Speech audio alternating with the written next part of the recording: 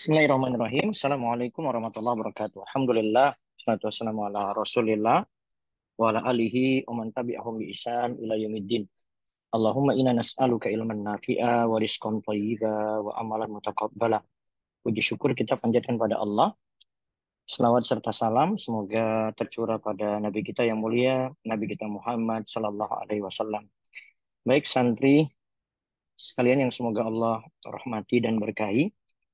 Kali ini kita akan melanjutkan materi mengenai cara memandikan jenazah masih dari matan takrib, melanjutkan materi kita sebelumnya yang dimana kita bahas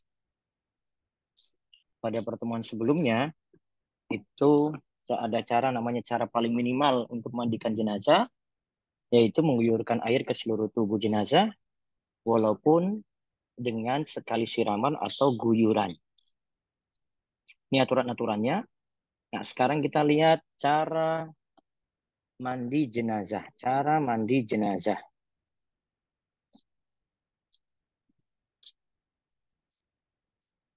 Di sini catatannya yang perlu diperhatikan lagi adalah siapa yang punya uzur dimandikan karena air tidak ada uzur, ada uzur.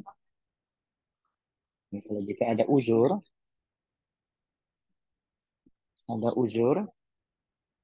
misalnya tidak ada air,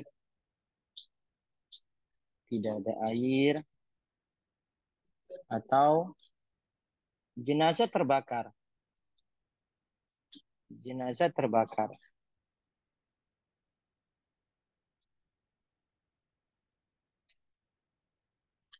Jenazah terbakar. Jika ada uzur, tidak ada air, ya, atau jenazah terbakar.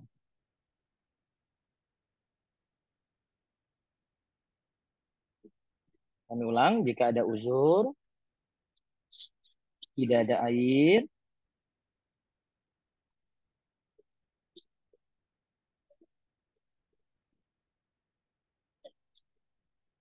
atau jenazah terbakar, maka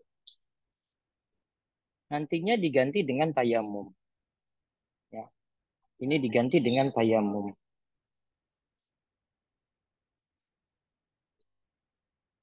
Diganti tayamum.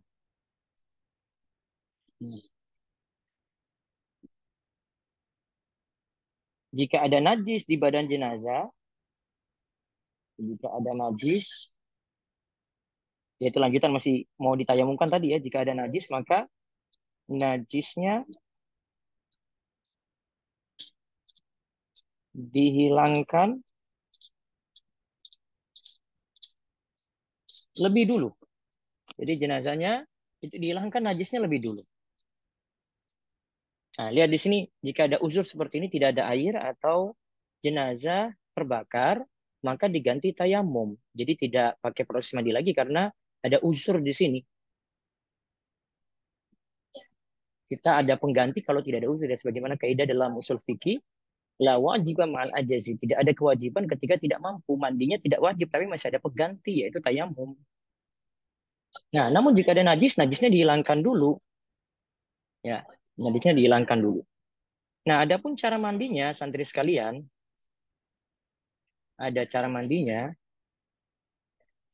yang dijelaskan dalam kitab Al-Imta, penjelasan dari matan takrib yang ibu-ibu pegang, yaitu satu, meletakkan mayit di jenazah di tempat yang tinggi dengan menutup auratnya dengan kain. Jadi jenazah, satu ini jenazah diletakkan di tempat yang tinggi, di tempat yang tinggi, lalu auratnya ditutup dengan kain. Auratnya ditutup dengan kain. Ya, auratnya ditutup dengan kain.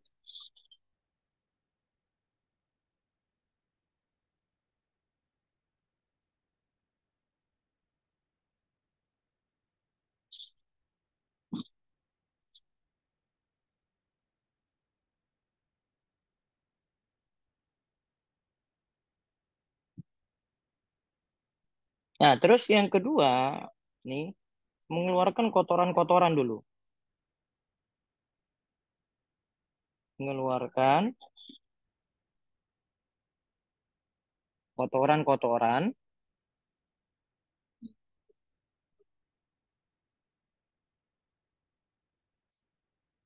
dari mulut,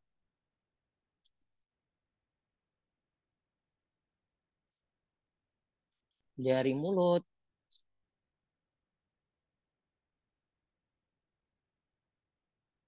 dari dubur,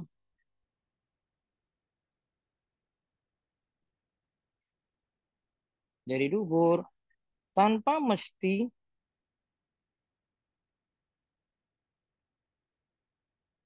melihat auratnya. Artinya tetap auratnya itu tertutup, walaupun dalam keadaan bagian kotoran-kotoran tadi itu dikeluarkan. Nah, jadi di sini bukan konsekuensinya buka bagian dubur terus dikeluarkan dengan cara dibuka, enggak, tetap ini aurat jenazah ini ditutup. Maka di sini jadi pelajaran ibu-ibu sekalian, santri sekalian, bahwa aurat itu ketika hidup dengan meninggal dunia itu penting untuk dijaga. Jadi tidak hanya tidak buka-bukaan begitu saja. Jadi sangat disayangkan jika ada seorang wanita ketika hidup dia buka-bukaan aurat. Padahal ketika meninggal dunia auratnya itu ingin dijaga. Masa ketika hidup dia buka, ketika meninggal dunia ditutup. Kan nggak ada manfaat gitu di situ. Maka ibu-ibu yang belum dapat hidayah nutup aurat, ya semoga Allah beri hidayah nutup aurat.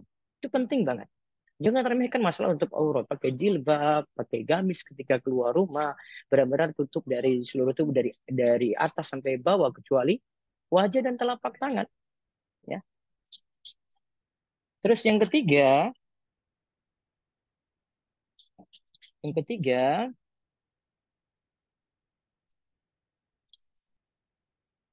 mewudukan,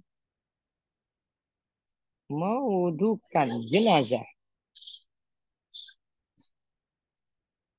Jadi orang yang memandikan itu dia mewudukan jenazah.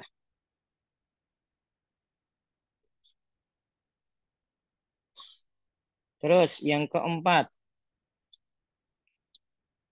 memandikan dengan sabun.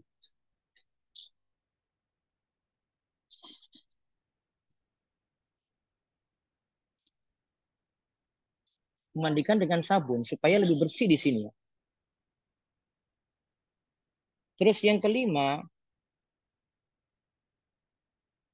airnya tidak terlalu dingin, tidak terlalu dingin atau panas. Jadi antara tengah-tengah ya. Ini nanti kalau dalam penjelasannya di sini sesuai dengan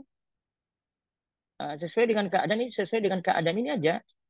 Saat itu sesuai keadaan musim panas atau musim dingin. Sesuai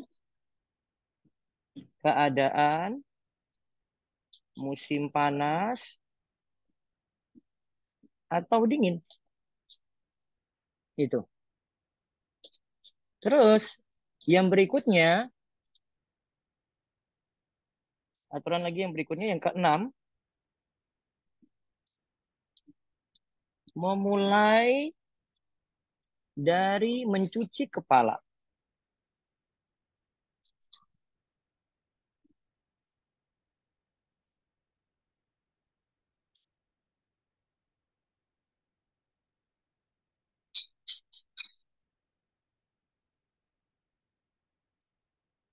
Kemudian bagian kanan lalu kiri, bagian kanan lalu kiri, lalu kiri, lalu membalikkan jenazah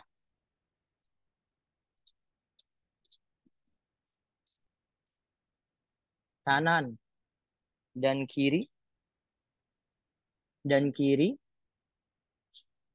Ingat, diperlakukan sebagaimana diperlakukan seolah-olah dia hidup, yaitu jenazah itu walaupun tidak ada nyawa lagi tetap diperlakukan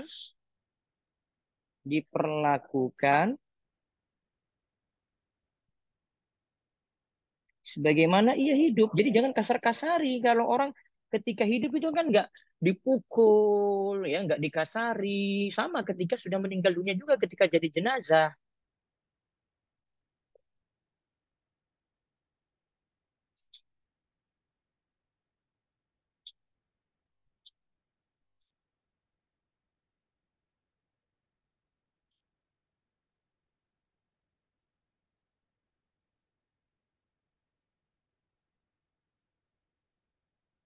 Kemudian yang terakhir, yang ketujuh,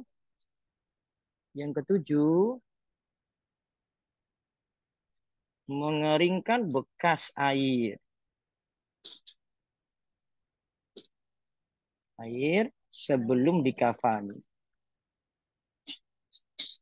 Ingat di sini tetap juga sekali lagi dengan menutup aurat. Ya, ini sekali lagi tetap di sini dengan menutup aurat. Ini aturan-aturan yang mesti diperhatikan. Tujuh ini. Ya. Tujuh ini tidak menunjukkan urutan cara, tapi ini adab-adab ketika kita itu memandikan jenazah, jenazah letakkan tempat yang tinggi, auratnya ditutup dengan kain, tetap penting banget untuk aurat di sini ya. Terus yang kedua mengeluarkan kotoran-kotoran dari mulut, dari dubur tanpa mesti melihat auratnya. Yang ketiga mewudukan jenazah, yang keempat memandikan dengan sabun, yang kelima airnya tidak terlalu dingin atau panas, sesuai keadaan musim panas atau dingin kan. Terus yang keenam memulai dari mencuci kepala, bagian kanan lalu kiri, membalikkan jenazah kanan dan kiri, terus diperlakukan sebagaimana ia hidup. Yang terakhir, mengeringkan bekas air sebelum dikafani.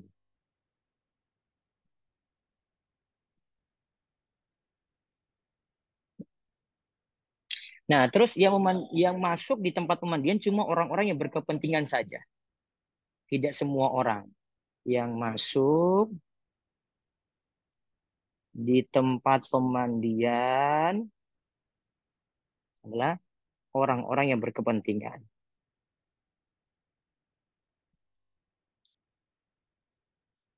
Yang berkepentingan saja. Bisa jadi di luar dari itu tapi tidak masalah di situ ya.